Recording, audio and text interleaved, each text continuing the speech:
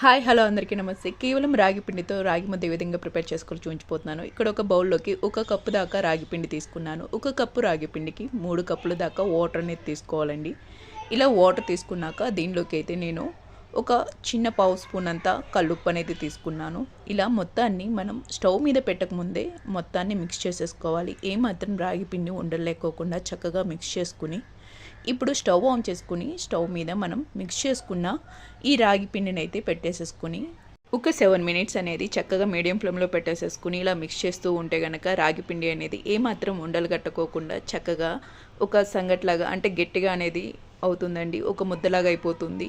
ఇలా నేను పిండి అనేది ఒక ముద్దలాగా అయిపోయాక ఇంకా నేను దీన్ని స్టవ్ ఆఫ్ చేసేసుకుని మనం ఏ కర్రీలోకి తీసుకున్నా సరే ఈ రాగి సంగటి అనేది చాలా ఎనర్జీయే కాదు, ఎవరికైనా అంటే హెల్తీగా డైట్ ఫాలో అయ్యే వాళ్ళకి కూడా ఇది చాలా హెల్ప్ఫుల్గా ఉంటుంది. దీనిలోకి అయితే నేను చేపల కర్రీ అనేది తీసేసుకుని ఎంతో ఇష్టంగా తినేసేసాను.